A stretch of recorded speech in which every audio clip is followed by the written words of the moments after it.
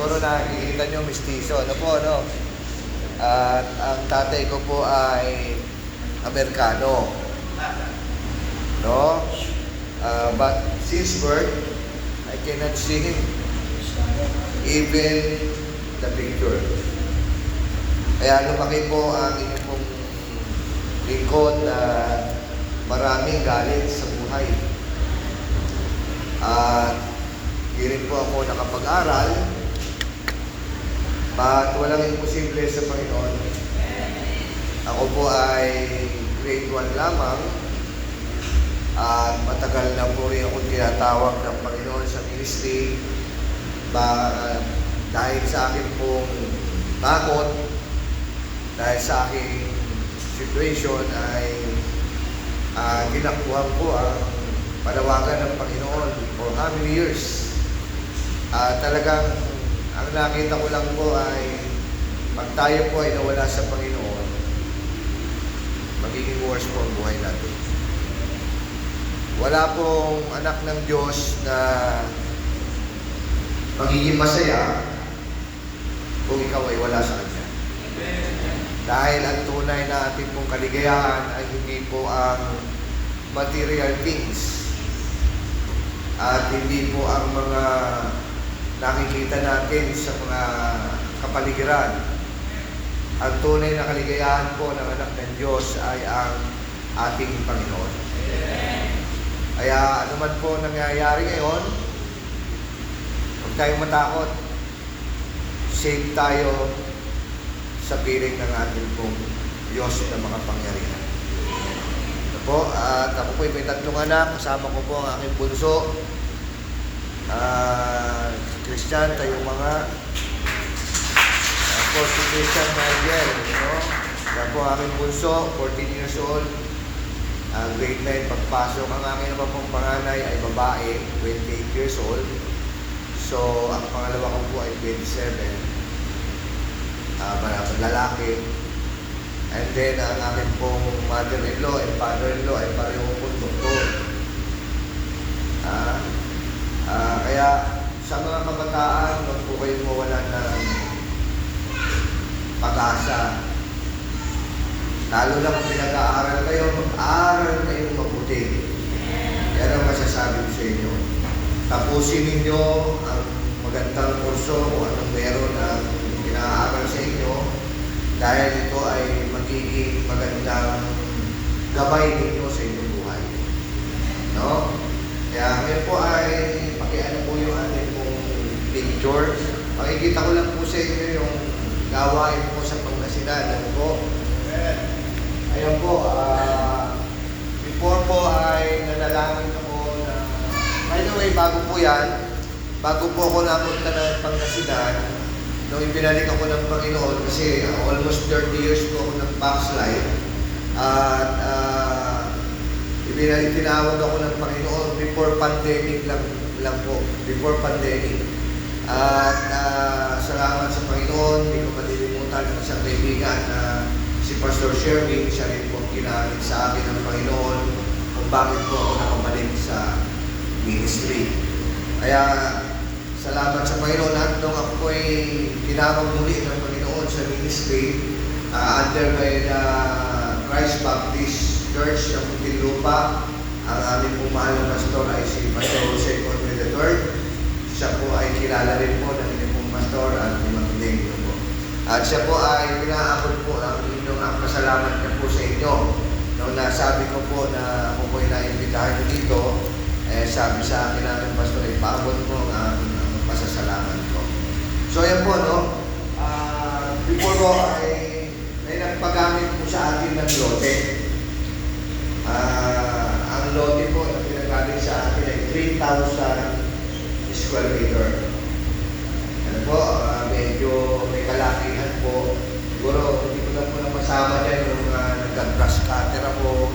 But, ito po yung umpisa na wala po pong dati yan. Nanalangin kami sa wala po kaming membrong mayaman.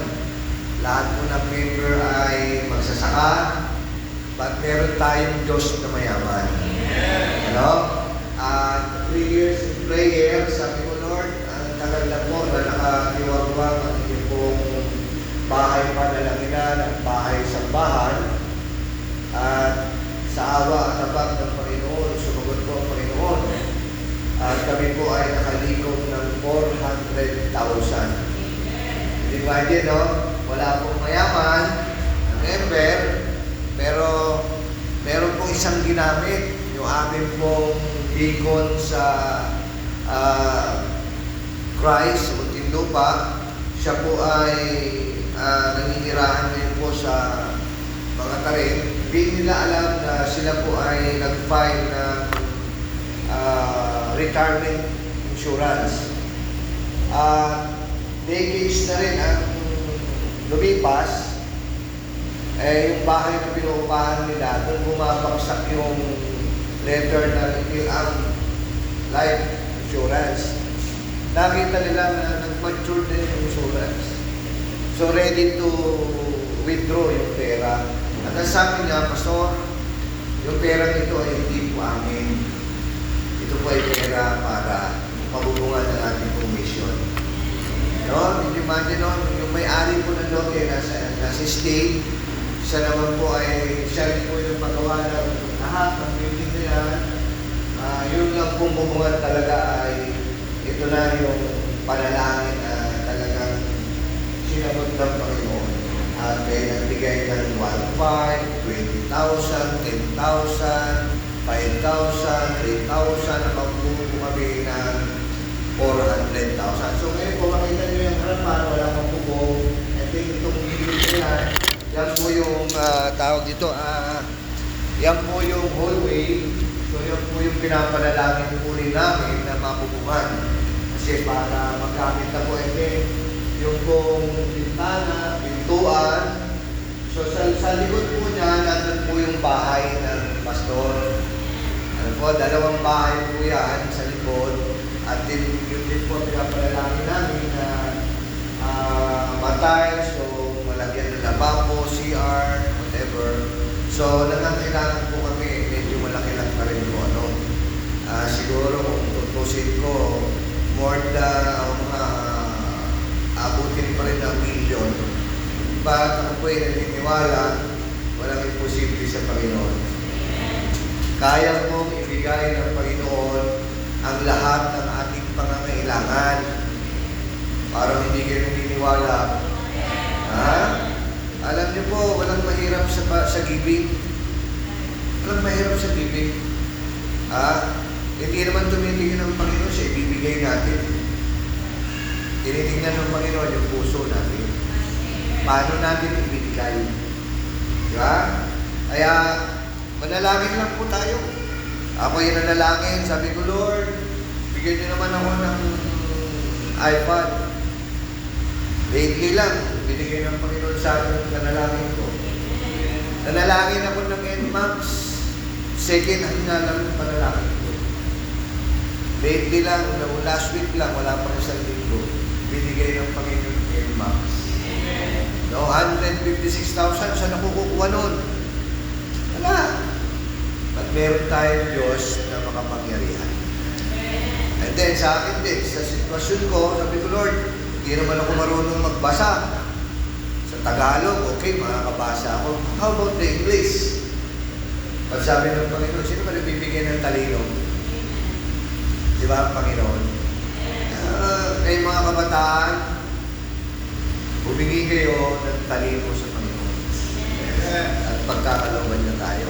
Tayo po tumayo at buksan po natin ating salita ng Panginoon sa John chapter 10. John chapter 10, verse 10 to 11.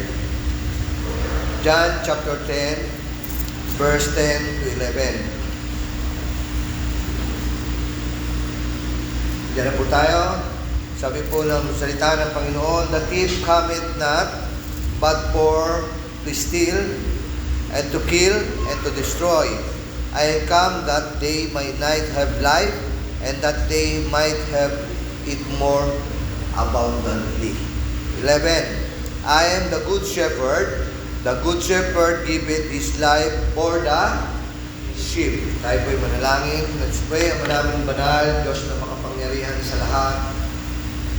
Muli po at minsan pa, Panginoon, ang inyong pong kapaglingkod ay inyong lumalapit po sa inyong trono ng biyaya at habag.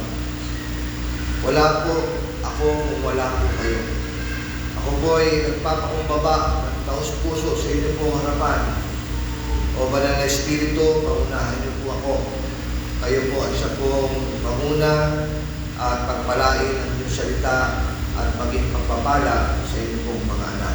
Patawarin kami sa lahat ng aming mga pagkukulang at pagkakamali. Sa pangalan po ng Panginoong Hesus. Amen. Tayo po ay makakaupo na ang ating pong pag-aaralan po ngayon. Hindi po ako masyadong mahaba mag-preach. So I don't know kung hanggang anong oras po ako dito. But I know na ang Panginoon ay meron pong blessing sa bawat isa po sa atin. No? Walang taong hindi nangangarap na ang buhay ay maging abundant o maging masagana. Ano po? Lalo na tayong mga parents na ang ating panalangin ay kung maaari talagang tayo ay pagpalain ng Panginoon sa ating pong buhay. Kasi I'm not saying na hindi natin kailangan ng pera. No? Hindi naman talaga tayo inilagay ng Panginoon dito para maghihirap eh. Tama? Inilagay tayo ng Panginoon dito para maging example tayo niya.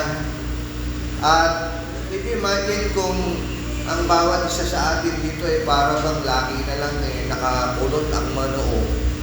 Parang lahat na sabi nga pasan mo ang daigdig. Parang hindi ata natin masasabing tayo ay pinagpapala ng ating Panginoon. Ano po? Kaya ang ating pong title na ating pong pag-aaralan ay Secret of the Abundant Life. Ang mga lihim ng masaganang buhay. Ano? Number 1 is the secret of living is bearing fruit. Alam niyo po, walang pinaka masayang buhay o ang lihim ng buhay ay nagbubunga dapat. Kayong mga kabataan, ito po yung opportunity ninyo na kayo po ay magdala ng maraming mga kaluluwa sa ating Panginoon. Huwag po tayong mahiyang mag-witness, huwag tayong mahiyang ituro natin yung ginawa ng Panginoong Jesucristo sa krus ng Kalbaryo. Dahil yan po ang kailangan ng maraming kabataan ngayon. Alam niyo po, nung kabataan ko, ako po ay nasave 1989. That was, ako po ay 19 years old. Ngayon po ako po ay 55 years old na. Noong araw, nung panahon ko po ay wala pong cellphone. Hindi po kami pwedeng magpayabangan ng mga cellphone, ng mga iPhone 13, iPhone 15, o whatever kung anong iPhone pa yan. Dahil masaya na kami, nagkaakyatan kami sa punong bayabas. Nagtatalunan sa ilog, naglalaro sa bukid. Yan po yung kapanahunan namin ng araw. Ano po? Pero ngayon, iba na. No? Ang kabataan, pag hindi nyo nabantayan, tayo mga parents, hating gabi na, nagse-cellphone pa. Napakaraming kaagaw ng salita ng Panginoon sa panahon po natin ngayon. Kaya dapat tayo pong mga anak ng Diyos, dapat tayo po ay magdala ng mga kaluluwa sa ating Panginoon. Hindi sila matitigil sa lahat ng paglalaro ng mga games hanggat walang mga Kristiyanong lumalabas para ihayag ang Ebanghelyo ng Panginoon. Tama po? Kaya ang pinakasikreto ng buhay na masagana ay yung magdala tayo ng kaluluwa sa Panginoon na i-mentoring natin sila. Diba? Alam niyo, walang pinakamasayang nakaupo sa loob ng sambahan kundi yung mga nagdadala ng kaluluwa. Tama po?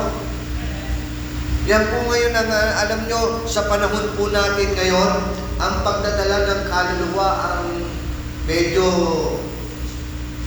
bumababa. Tama po o hindi? No. Sabi nung anak ko pa, ang laki ng Robinson dito. Sabi po sa Malasigi, Pangasinan, maliliit po ang mall. Mga grocery nga lang eh. Wala po talagang, walang Robinson, walang SM. But salamat, doon kami nilala ng Panginoon. Para yung anak ko naman ay makapag-concentrate sa pag-aaral na. Ano po? Romans chapter 1 verse 13. Ano po sabi sa Romans chapter 1 verse 13? Buksan po natin. Romans chapter 1 verse 13.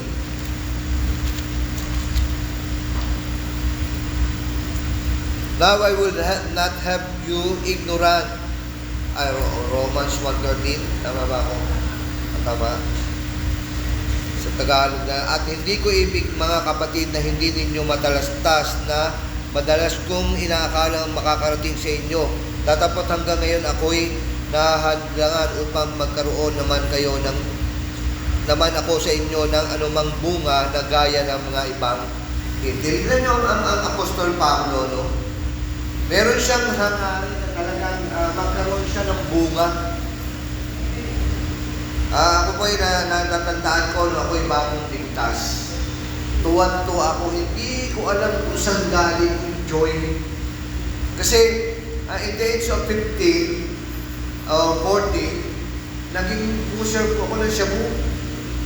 Panahon po namin na talagang sa sobrang hirap ko, hindi naman ako makapag-aral, wala akong mapasukan trabaho. Lahat ng trabaho, pinasok ko, pero talagang mahirap. Hanggang ako po'y natukso, hindi pa po ako Kristiyano. Dinanas ko magtinda ako ng sigarilyo, yung takatak. Alam niyo yun? Dinanas ko magtinda ng dyaryo. Unang talon ko nga sa bus, lipad lahat ng dyaryo ko kasi hindi pa ako marunong. Tapos puro gas-gas ako dito. Talagang sumubasog ako. Pag hindi ka marunong, akala nyo, madali lang yung magtatalon-talon sa sasakyan. Hindi po. May technique po yun. Hindi po yun basta-basta, tatalon ka lang. Talon ko mali, di sub-sub. Lahat ng dyaryo ko lumipad. Hanggang nagtinda ko ng dyaryo, nagbuti ako. Hindi ako naiya, tawag na sa akin, o yan yung magbubuting tisoy. Yung Amerikanong magbubuti. Na yung palibasa, maputing at mukhang mistiso. Kaya yung mga kalakal nila, hindi na binibenta sa akin, ibinibigay na lang. Kaya punong-puno yung aming kariton. Hindi pa uso yung mga sidecar na nagbubuti. Wala pa yung mga pedicab na yan. Hindi pa kariton lang po dala namin ng araw. Paglalakad kami ng kalahating araw para lang maglipod kami sa mga subdivision o whatever kung saan kami talagang na aming mga paa. Yan po yung aking buhay. But I thank God natagpuan niya pa ako. Merong nag-share sa akin na sinabi sa akin na ako'y makasalanan at guilty naman talaga ako doon. Lahat naman tayo. Wala namang magsasabi na ako'y wala akong kasalanan. Ba't daw ako po'y sinira ng gospel ng Panginoon, na-realize ko sa akin sarili ang lahat ng aming mga kasalanan. At wala po pa akong kaalam-alam ng bagong ligtas ako. Wala akong kaalam-alam papaano i-share si Kristo. So, alam nyo, ang lagi ko lang sinasabi sa tao, pag ako namatay, 100% pupunta akong langit. Sabi sa akin, paano? Sabi ko, simple lang, invite ko kayo, sama kayo sa simbahan namin. Hindi ko alam eh. Pero nyo, 3 months na nasave pa lang, wala naman talaga akong kaalam-alam sa Biblia. Meron nga, 10 times ata akong tumanggap sa Panginoon dahil sa sobrang guilty ko. Kada magpapa-accept, accept ako ng accept. But isang araw, na-realize ko na may nagsabi sa akin na kung tunay sa puso mo na tinanggap mo si Kristo, hindi na siya aalis sa iyo. At noong time na yun, nagpabaptize ako, naging worker ako ng simbahan, saan man sa Bible Baptist Church pa ako noon, under ni Pastor Macmanay, kilala rin po yung mga yun. Hanggang nag-aral ko sa Bible School, konsumido lahat ng teacher ko. Pinasakit ko lahat ng ulo nila. English subject, ang sagot ko, Tagalog. Sabi niya, bakit Tagalog? English subject tayo. Ma'am, ang tanong ko, mali ba yung sagot ko o tama? Tama nga, pero dapat English. Pag sinulat ko ng English yan, ma'am, sa Tagalog nga, puro alphabetical na nga halo-halo di sa English, lahat yan, wrong spelling yan. Totoo po yun. Kilala ko siguro ni Ma'am Neng yun, si Ma'am Alice Ugatis, yung asawa ni Pastor Tim Ugatis. Yun po, naging teacher ko nung araw, pedagogy ba, tawagin, di ba, sa Bible School. Lahat sila nung but I thank God na kahit po pala tayo po ay hindi nakakasagot sa exam, pero once na ang salita ng Panginoon ay pumasok sa isip at puso mo, ito po ay mananatili sa atin. Search the Scripture, mga kapatid. Aralin natin yung salita ng Panginoon. Dahil ang salita ng Panginoon, kahit na sino pong tao, kahit na anong walang niya, babaguhin ang salita ng Panginoon. At alam niyo po, sa testimony ko pa lang, meron akong gawin isang family. Sabi ko sa kanila, invite ko kayo. Sinubukan pa ako ng anak. Yung anak kasi ay medyo may kalokohan.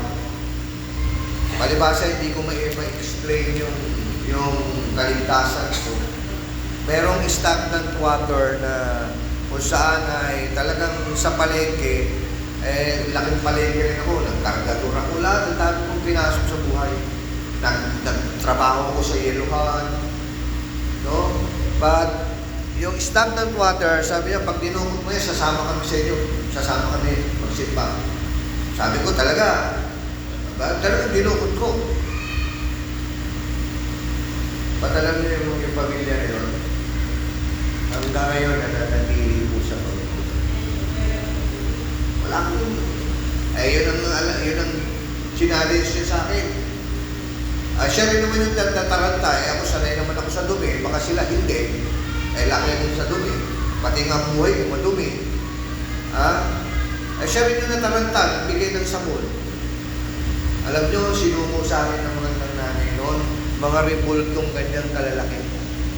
Kaya ang tawag sa akin, terror ako ng mga rebulto Lahat yung sinunog ko at lahat yung binasag ko. At alam niyo po, yung family na yon, may anak yon na hindi naman nagjajapan. Pero nagustuhan lang ako sa palengke. May kantin na sila. Ngayon po, milyonarya. Yung anak niya na nagbi-business ng mga sasakyan, buy and sell ng sasakyan, milyonaryo na rin po, nagpapaaral pa nga ng anak sa Canada Hindi imagine. Gawin nyo lang kung ano po yung pinagagawa ng Panginoon sa atin para yung kaluluwa ay manatili sa Panginoon. Huwag niyong isipin yung gagawin niyo kasi pag yung kayo lang, wala pong visa yun. Kailangan po yung gabay ng banal na Espiritu sa atin. Di ba? Ang dami pang pakanting lote. Sa next Sunday, sana, bawat isa sa atin ay makapagdala ng isang kaluluwa. Siguro puno tayo ng hindi. Tama po?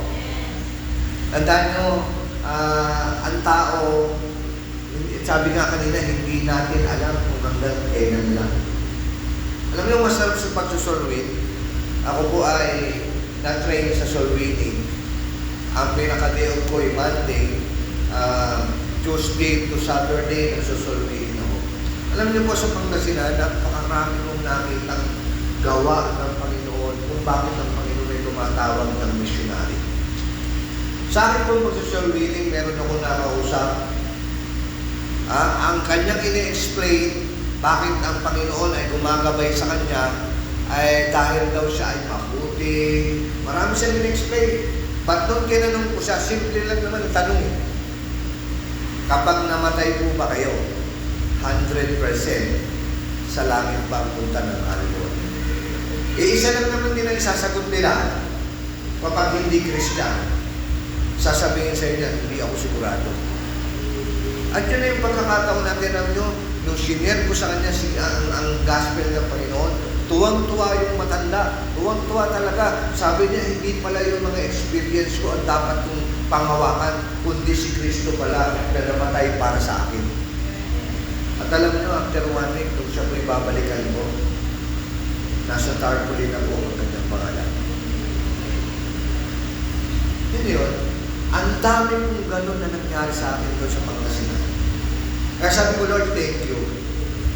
Meron kayong purpose talaga kung bakit ako narito. Ngayon, kung hindi natin nasiran yun, bawa kapitbahay o bawa mahal natin sa buhay, hindi natin na-invite dito. Hindi mo naman kaya. Kung hindi mo kaya, i-invite mo lang dito. I-invite mo lang. Ang Panginoon ang bahala. Tama po? So yan po ang isang sikreto sa masayang buhay, no? O sa masaganang buhay, no?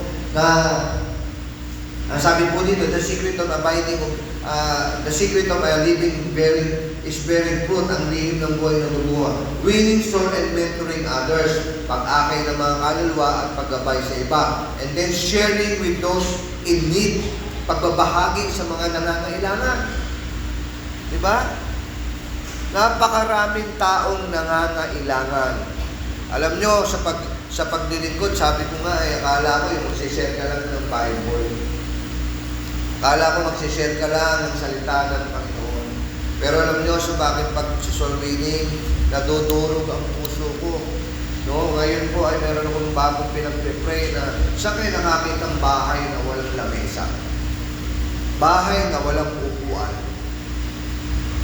Giba, hindi ko lang na-picturean pa pero ipadadala ko po yan sa group chat natin.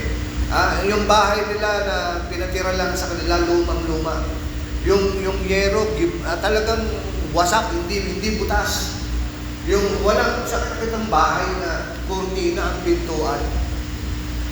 Tapos yung pader na ibabangga noon, butas-butas na yung hollow blocks. Pagpasok ko sa bahay, lalo na akong nanlumok. Ang gulo-gulo, hindi mo marinig. Kaya sabi ko, Lord, thank you na ipinakikita niyo sa akin yung ganitong buhay. Dahil alam ko, meron ko yung plano. Kaya ako nagpe-pray, Lord, pagpalain niyo ako. Meron akong binibisita, nagdadala ako ng itlog, bigas. Yung hindi ko tinitignan yung konting blessing na meron ako. Ang gusto ko yung makapagbigay ako. The more you give, the more you receive. Kasi kung hindi ka nagbibigay, paano ko pagpapalain ang Panginoon? Yun ang sikreto. Pinakasikreto po yan. Ngayon ko ikay giver, nakita ng Panginoon yung heart mo. Imposible hindi ka pagpapalain ng Panginoon. Imposible. Ako po ay hindi siya pag-iaman, 4 years na po ako sa ministry. Hindi po ako humingi ng pambayad ng vision. Hindi ako humingi ng pambayad ng ilaw sa vision. Yung dumadating sa aking blessing, yun ang binabayad ko. Pero hindi po kami binabayaan ng Panginoon. Hanggang tumaas na nga ang sugar ko. Sa dami ng blessing. Kain ng kain, monitor. But I praise God, nakakatayo pa naman din po ngayon, no? Huwag tayo matakot, tumaas man ng lahat. It is appointed that man wants to die. And after this, the judgment. Hindi naman.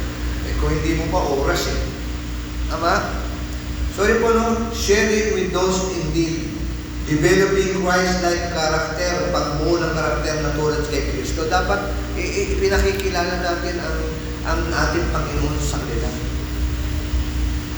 No? Ang Galatians chapter 5 verse 20, alam natin to. Ito po yung mga bunga ng banal na Espiritu. Ang number 1 yan, love. Without your love, hindi mo mamahalin ang kaluluwa. Pero pag naging Christian ka, papalitan niya yung puso natin walang pakialam. Di ba? Gano'n naman tayo. Ang may pakialam lang ang puso natin sa ating mga kamag-anak.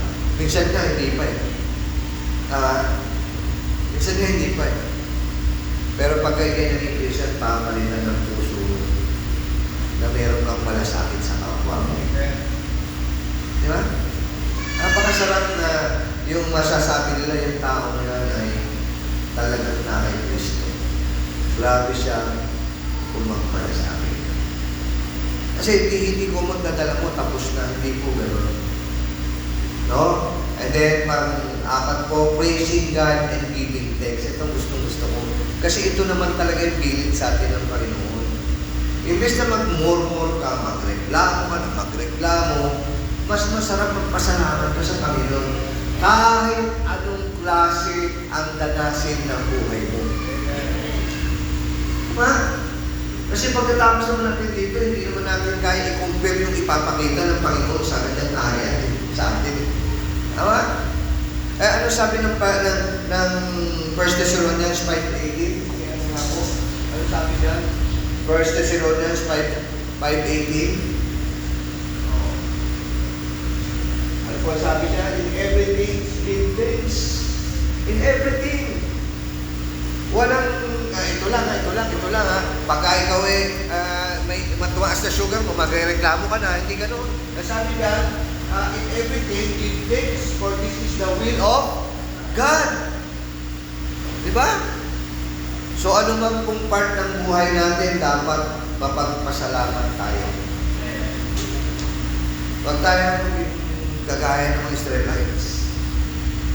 Imbis na 40 days lang, ano nangyari? Ilang taon? Naging 40 years. Grabe, ano? Bakit? Sa karereklamo.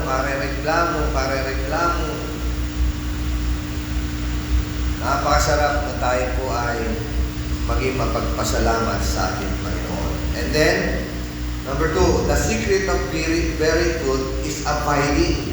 Ang lihim na pamunga ay nananatili. He must abide in us. Siya ay dapat manatili sa atin. Tama? And usan po natin sa John 15:1. Ano po sabi ng John 15:1? Actually, hanggang 5 na po ito. Dalawa sa atin pong John chapter 15, verse 1. Ako ang tunay na puno ng ubas at ang aking mga ama ang nagsasaka. Ang bawat sanga na sa akin ay hindi nagbubunga ay inaalis niya at ang bawat sanga na nagbubunga ay nililinis niya upang lalong magbunga. Kayo'y malinis na sa pamamagitan ng salita na sa inyo'y aking sinita. Kayo'y mananatili sa akin. Ako'y sa inyo gaya ng sanga na di makapagbunga sa kanyang sarili maliban na nakakabit sa puno. Gayon din naman kayo maliban na kayo'y manatili sa akin. Kaya naman po mangyari, wag po tayong umalis sa ating pong simbahan. Manatili po kayo dito. Samahan niyo po yung pastor ninyo. Ano po? Samahan niyo po si Ate. Magmahalan kayo. Magtulungan. Mag-isip pa paano magdadala ng mga bisita dito every Sunday. Mas masarap, di ba, pag may bisita? Ay, kanina tuwan-tuwa ako sa inyo eh. Nagwe-welcome, di ba? Alam niyo, pag may bisita dito, tapos na-welcome niyo ng gano'n, hindi na po aalis yun. Hindi na po aalis yun. Ano po? Lalo na pag naramdaman nila yung true concern ng mga Kristiyano. Di ba? Ipadama po natin sa kanila na sila po ay mahalaga sa harapan ng Diyos. At mahalaga rin naman sa atin na sila ay madala natin sa Panginoon. Di ba sabi ng Jude 23, agawin natin sila. Kaya yun po yung ating yun po yung ating gawain, mang-agaw tayo ng kaluluwa. Dahil yung kaluluwa na yan ay pag napunta sa impyerno, hindi mo na kayang agawin yan. Tama po? Kaya sa ating pong buhay, He must abide in us. Siya ay dapat manatili sa Kanya. We must abide in Him. Tayo ay dapat manatili sa Kanya. Kaya sabi sa verse 1, ako ang puno ng ubas, kayo ang sanga, ang nananatili sa akin, at ako'y sa Kanya ay siyang nagbubunga ng marami. Sapagkat kung kayo ay hiwalay sa akin, ay wala kayong magagawa. Sino po ang kaharap niyo? Wala naman po kwenta eh. But in the power of God, nakatatayo po yung tumanglikod. Hindi po ako, wala po akong alam. Pero yung nasa akin, ang maraming alam. At yung nasa inyo, ang maraming alam. Tama po? Yun lang po naman eh. Wala tayo kung wala ang ating Panginoon. Yan po ang katotohanan. Wala tayo kung wala ang ating Panginoon. Wala kung anong meron ka kung wala ang pagpapala ng Panginoon. Tama po? Dati nangangarap ako, sabi ko, pag napapadaan ako, nagbubuti ako, bata pa ako, Lord, paano kaya ako makakatira sa subdivision? Oo. Ay ba yung nakapangasawa ko ng taga-subdivision? Pero nyo, si Ate Len, sa phase 1. Sila misis ko sa phase 2 lang. Oo. Kaya, ang misis ko tapos ng college. Pero nyo, sabi ng iba, dinaan lang daw sa gwapo. Hindi naman ako gwapo. Wala namang gwapo eh. Di ba? Bagay, pag anak ka ng Panginoon, talagang gwapo ka na. Yun ang katotohanan. Ba't ang totoo, tayo po ay mahal ng Panginoon. Kapag tayo po ay napunta sa Kanya, tayo po ay gagabayan Kanya. No? Kumbaga nakakapit ka na sa sanga. At yan, pagkapit mo sa sanga na yan, diyan ka na pagpapalain ng Panginoon. Manatili ka lang, magtapat ka lang, mahalin mo ang simbahan mo, mahalin mo ang pastor mo, mahalin mo ang Panginoon. And then, pangatlo, number 1, the secret of living is bearing fruit. And the pangalawa, the secret of bearing fruit is abiding. And pangatlo, the secret of abiding is obeying. Pag hindi ka sumunod, wala. Tama? So, kailangan natin tayo po ay sumunod sa ating Panginoon. We abide when we keep His commandments. Nananatili tayo kapag tinutupad natin ang Kanyang mga utos. Ano ba utos ng Panginoon sa atin? Ay, di mag-umayo tayo. Diba? Alam nyo, nung ako'y papunta dito, nung ako'y nandun sa Pangasinan, naiingit ako sa mga Mormons. 9 o'clock, 10 o'clock, naglalakad pa uwi pa lang galing sila sa visitation. Grabe, no? Totoo yan. Sa Pangasinan po, para makapagdala ka ng isang kaluluwa, para kang nakikipagdilahan sa sawang. Alam niyo yung sawang nakapulupot sa puno? Para madala mo sa Panginoon yan. Para ako. Alam niyo, pag nakakapit yung nakapulupot yung sawang, hihilahin mo. Kumuha ka na ng ganito kalaking bakal, matutuwid pa yun. Yung aking isang naturuan, ang unang member ng church, pero yun, dumadalo sa Iglesia Philadelphia, narinig ko yan. Iglesia Philadelphia, binibiro ko nga buti na lang hindi naging Sixers.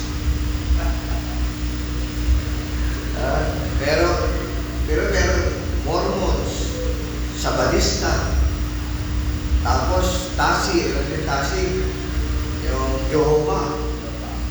Pero ito, ang dami. Tapos sabi niya sa akin, Pastor, kung hindi mo ako naturuan, malamang nasa Jehovah. Patay, praise God. Silang pamilya ngayon, sila yung unang membro ng mission. At bumili ako ng maliit na organ. Maliit lang. Sabi ko, wala akong alam na kung sino tutugtog. Basta, pinanadya ko ba na magkaroon kami ng organ sa mission. At alam niyo, noon bumili ng organ, yung anak niya mismo, nag-aral lang sa YouTube. Siya ngayon yung organista doon sa church. Ngayon yun. Sabi ko, bibili tayo organ. Wala akong alam kung sino tutugtog. Masalamat sa Panginoon. Yung anak nung ni brother niyo, napunta mo dito yung kasama ko nung mga conference ko dito o meeting. So siya po yung tumutugtog yung bata. Kasi edad na namin. Eh, parang pag nakita nyo, napapagkamalan sila magkambal. Magkamukha kasi sila doon. But ito na mga aking anak ay siya naman yung nagsusong lead, nagpa-Bible reading. But sabi ko, kung may manawagan ng Panginoon, hindi ko yan ipagdadamon. Bahala ang Panginoon sa akin. Yeah. Mas better na magpastor siya. Mas better na magpastor yan. Pero hindi yung daddy's calling. Kailangan God's calling. Ano? Kasi sa simbahan po, kailangan yung panawagan ng Panginoon. Kasi pagka panawagan ng tao, walang mangyayari. And then, the secret of prayer is abiding and the secret of abiding is we able when we keep His command. Nananatili tayo kapag tinutupad natin ang kanyang mga utos. Alam mo, pag hindi ka wala kang willingness, yung hindi ka marunong sumunod, hindi ka mananatili. Pero pag marunong kang sumunod, mananatili ka. Kasi ang kapangyarihan ng Panginoon, ibinibigay niya sa merong willingness. Tama?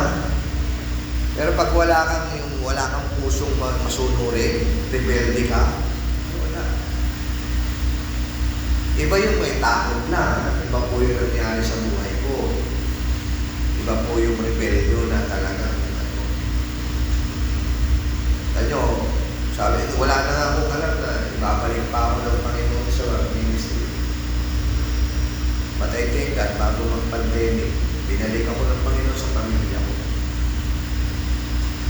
Ano po? And then number 2, we abide when we walk His walk. Mananali tayo kapag nilakaran natin ang kanyang nilalakaran. Sino po ba ang ating pattern sa ating buhay?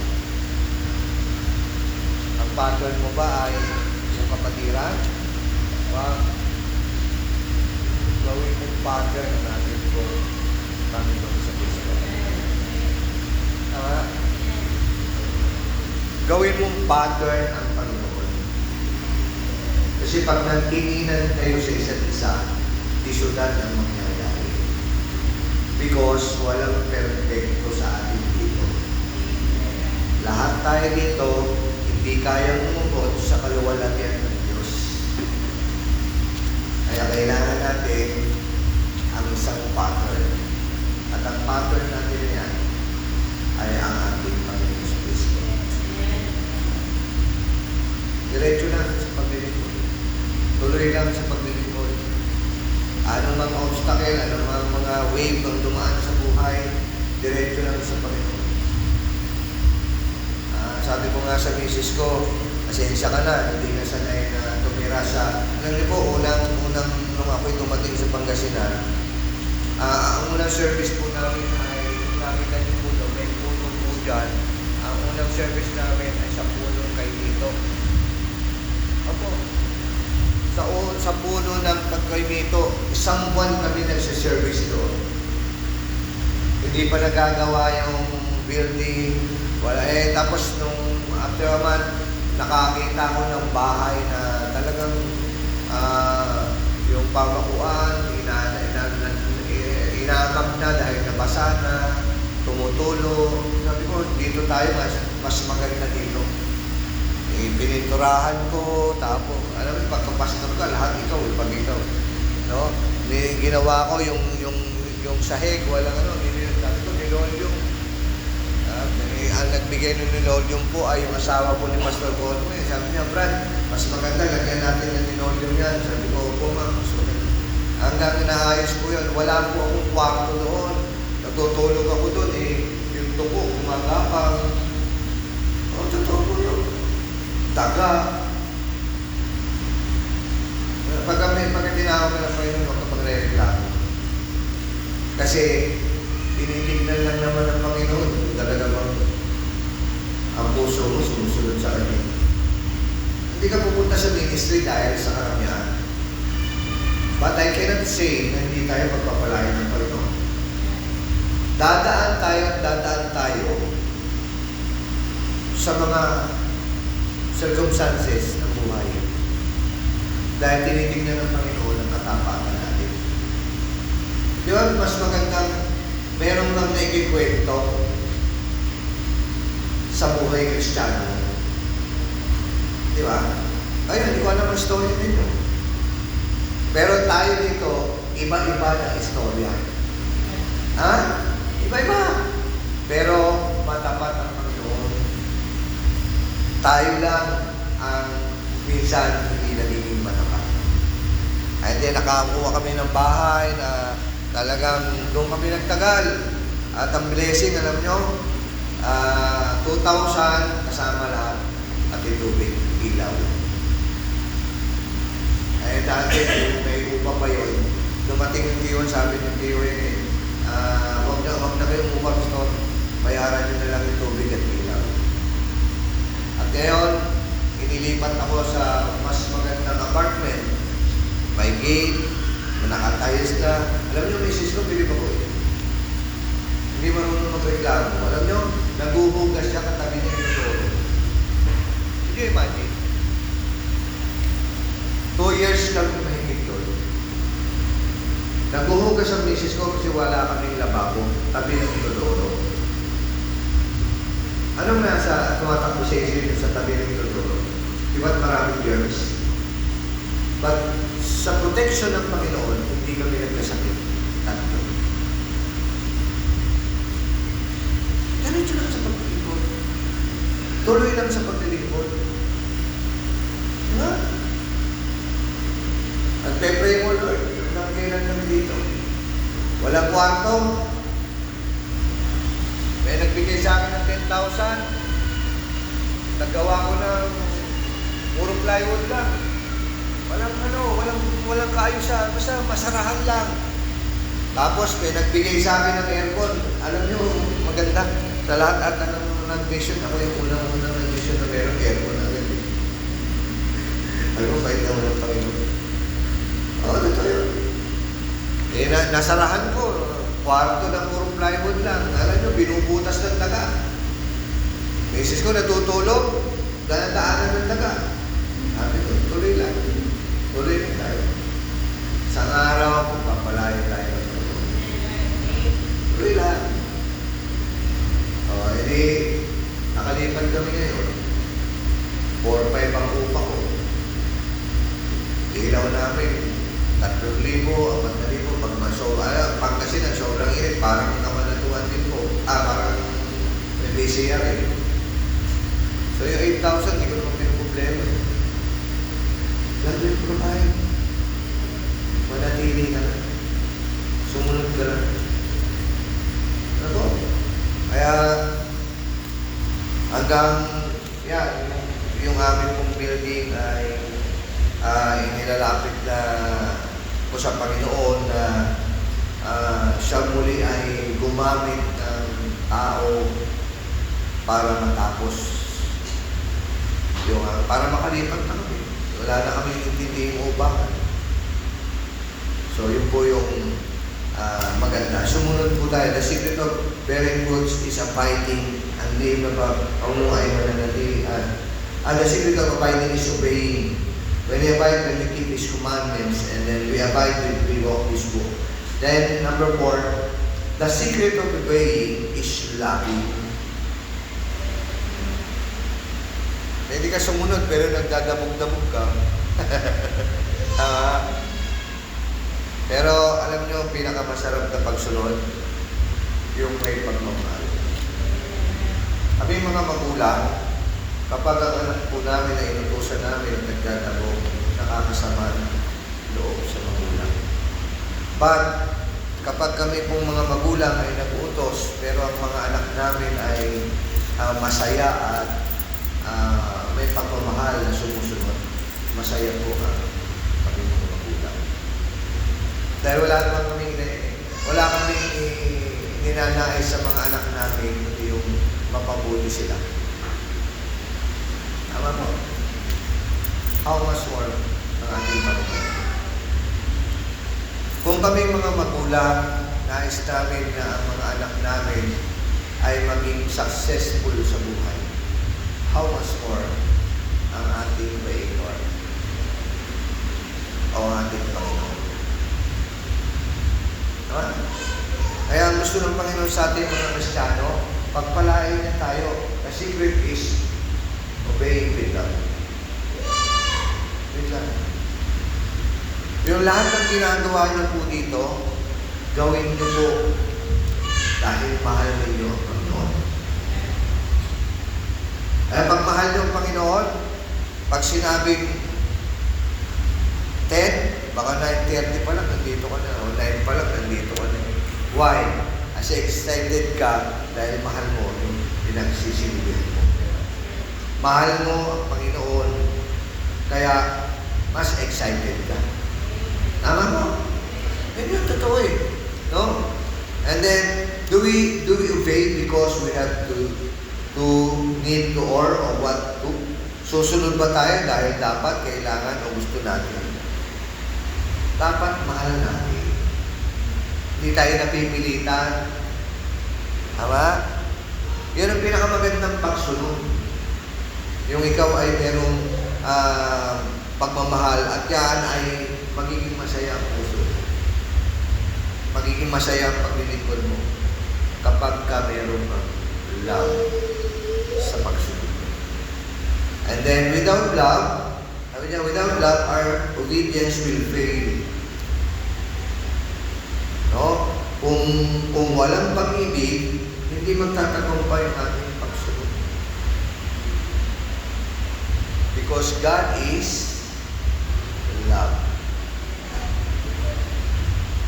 Pag wala po tayong pagmamahal, wala tayong pakialam kahit kanino.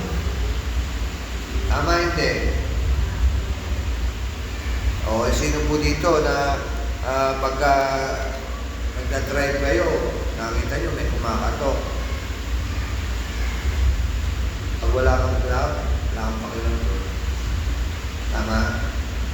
Pero pag may pagmamahal ka doon, kahit 5 piso aabutan mo doon. With trust. No? Kaya pag nagmumotor ako, hindi po ako nakapag-motor kasi nag-aalangan po ako kasi nag-shoot ups and down ang aking pong sugar sa ngayon. Kaya hindi ako makapag-motor. Dadalhin ko sana yung aking backang blessing. Kaso nag-aalala ko, baka mahilo ko bigla. Kasama ko pa yung puso ko. Pero sabi niya, pag sasamahan kita kahit ng motor ka. Sabi ko, parang pag na di may tagatulak ka. Salamat. Yung anak ko ay nandun yung kanyang pagmamahal. Hindi na ako, alam ko hindi naman siya sumama sa kung anong bagay. Alam ko, sumama siya dahil alam niya nag-aalala siya sa akin. Diba? Kaya kayo mga bata, love your parents. Hindi po yan araw-araw kasama ninyo. Itodo nyo na. Meron bang time na sinasabi mo, Ma, I love you. Sa ngayon natin, mga kabataan, parang madalang na yun. Matay-tingkad sa mga, meron ako yung isang anak ng lalaki. 6-footer. Pero pagka may time na nagdalang din sa akin, ayakap ako. Napakasarap po sa pakiramdam na ikaw ay niyayakap ka na. Dahil ang Panginoon, araw-araw niyayakap na tayo. Tama? So, ibalik naman natin sa Panginoon yung ating pong pagmamahal, no? Sabi niya, without love, our obedience will fail. Walang pag-ibig, hindi magtatagumpay ang ating pagsunod. And then the secret of loving is knowing. Paano mo mamahalin kung hindi mo kilala? Tama po ba? So, number 1, para makilala mo, read the Word of God. Dito mo makikilala yung Diyos na nagmahal sa iyo ng sobra. Tama yun. Di ba?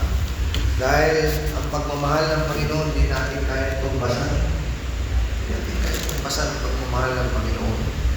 So, kailangan natin siyang makilala. We grow in an understanding His love. Lalago tayo sa pag-unawa. So, sa Kanyang pag-ibig. No? Nakita niyo ang Panginoon, may nagdaanan siyang bulag, pinagaling niya. Nakita niya yung 5,000 mga tao, pinakain niya. Di ba? So, hindi natin makikita yan kung hindi tayo nagbabasa ng salita ng Panginoon. The more you read, the more na makikilala mo ang Panginoon. We dwell in what we love. Tatahan tayo sa kung ano ang mahal natin. Tama, hindi? Hindi ka naman talaga mananatili pag hindi mo mahal. Kaya kayong mga kadalagahan, mga kabinataan, aral, tapos, huwag kumuha ng hindi Kristiyano. Tama? Huwag yung titignan, ay, yung gwapo naman kasi pastor eh. Di ba, huwag yung gwapo, di ba yung gwapo? Ang importante, Kristiyano. Tingnan nyo yung puso. Tsaka huwag kayong magpapaligaw sa labas. Kasi pag mahal ka ng lalaki, pupunta yan sa bahay nyo. Ako, nanligaw ako sa bahay. Kahit hindi ako tanggap ng biyan ng bumbabaan. At ko rin naman ang unawaan, kaya mahirap akong tanggap eh. Pero papag-aralin mo ng college, tapos mapupunta sa grade 1. Diba? Ngayon ko naintindihan yun eh. Pero hindi ka. Mahal ako ng asawa ko. Tinanggap niya ako sino. Hindi ako ganito, no? Ganyan din ako kapayat. Nanaba na lang ako. So, yun po, no? And then lastly, yung akin po sabi dito, and the secret of knowing is spending time. Sino po dito yung nagdi-devotion kay umaga? Nakikipag-ugnayan ka sa Panginoon. Hinihingi mo yung kapangyarihan ng Panginoon sa buhay mo. Huwag po natin yung nalilimutan. Ako, kung hindi ako nakipag-ugnayan sa Panginoon, sira at wasak ang buhay. Pag yung sira, wasak, binubuo ng Panginoon. Yan po yung buhay ko. No? Do we spend time in His Word? And then do we spend time learning what He has taught others? No? Do we spend time with other Christian? Dapat. Yan. Fellowship. Diba? So, pero pinakamasarap yung mag-spend tayo ng time sa ating Panginoon. Are you living in the abundant life? Kayo po makakasagot niya. Yan po yung ating title ay The Secret of the Abundant Life. So, sa umaga nito, sana po naging pagpapala ang salita ng Panginoon sa ito. Maraming salamat po.